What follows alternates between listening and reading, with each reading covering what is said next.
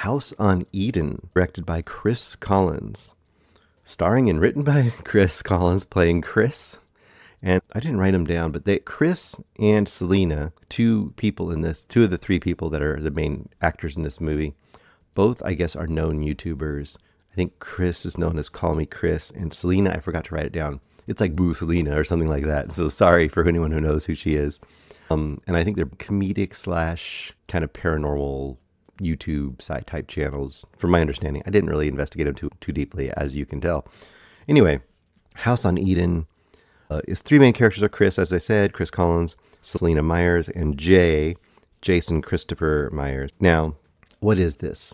What is House on Eden? This is your classic found footage setup.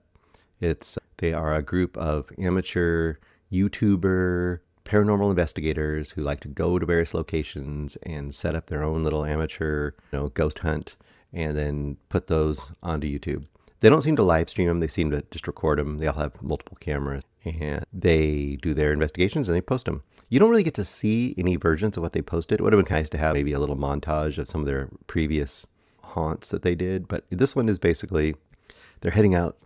I don't know if they said what state they were in. It looked to me like the South, but I don't know for sure. Either way, they're driving around and they're heading towards the cemetery. But Kris, who's the de facto leader here, she says, no, we're taking a detour.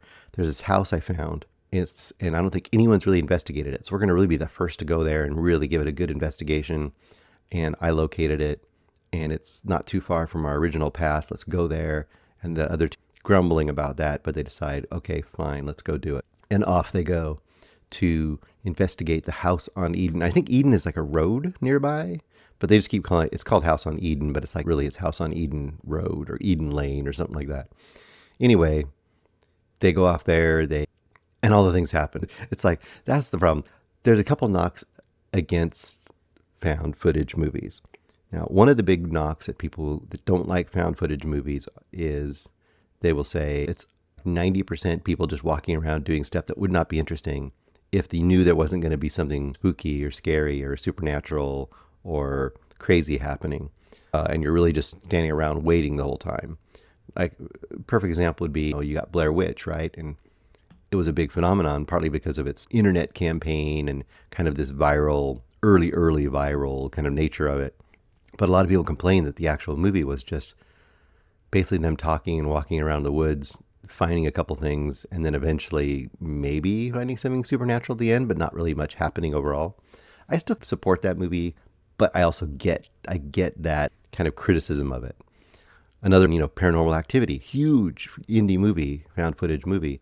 But if you look at it, a lot of it is literally someone standing around in a bedroom at night waiting for something to move or bump in the night, but not much else going on. So once again, that's kind of knock on the classic kind of found footage format. So the question is, does this do anything different? Not really, not much. I think the big angle this one has is the real YouTubers playing YouTubers in this thing. I think that's the gimmick of this one.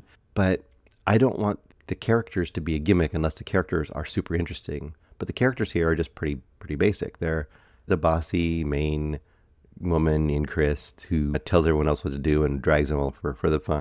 And then Celina, the goth sort of little goofier, maybe metal chick, but she's a little more like, sarcastic and stuff. Once again, we don't get to know much about her. And then the other dude is just like the camera guy that they just constantly are telling, like, they're kind of mad at him all the time because, like, where's the camera? You left the camera somewhere or something like that. But nothing much happens in this movie. It's them just, for part of the time, they're walking around the woods and, they found a ring of stones in the woods. Ooh. And then they find the house, and the house is like immaculate, this immaculate kind of Victorian sort of house in the middle of nowhere that is untouched and not dusty or broken down and looks like someone was just living there like 10 minutes ago. But there's no electricity, and that's supposed to be spooky enough. It's just not very spooky. It's not very funny. It's not very interesting. You got to give me something. And I know it's a low-budget indie movie, but that's not an excuse for not having something compelling happening, either with the characters themselves or with the plot. You got to have one of the two or both. Preferably both. Preferably bring something really new to the table here and really give us some cool. I would put out Deadstream. Deadstream happened, came out 3 years ago now, I think it's also on Shudder. I think this movie's going to be on Shudder, House of Eden. Deadstream came out, like I said, about 3 years ago, and it had a low budget indie kind of feel to it, about an online YouTube streamer. But what that movie had was, first of all, it was tons of humor.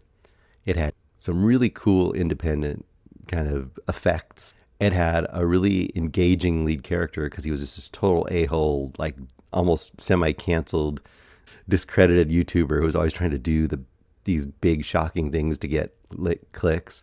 Obnoxious but hilarious. So you had a great setup in that movie where you have this streamer trying to make his comeback by going to this house and trying to get the clicks and all this kind of stuff, and they just set it up, and you want to see what happens to him. You want terrible things to happen to him, and there's lots of supernatural stuff that happens, kind of fun and inventive in that movie. And it was, just thinking back on it, I was like, that's the perfect example of why this movie, House on Eden, I already forgot the name of it, was just the exact opposite. Like, they did the bare minimum with this. They thought, oh, we're known YouTubers and we have cameras and we have a setting that we somehow got control of. That's going to be enough. And it wasn't. Not compelling, not scary, not funny. It was short. It was 70 something minutes. So I'll give it that. All right. 2 stars. That's unfortunately about all I can muster for House on Eden.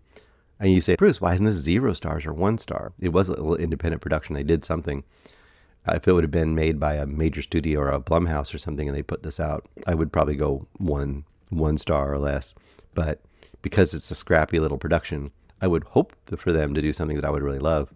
But I can't go more than 2 stars for this. So House on Eden, that's all you get. Hey guys, thanks so much for watching this video. For more movie and television reviews and interviews, please subscribe to my Deepest Dream channel. Like, comment, share, subscribe. And as always, thanks so much for your support. Take care.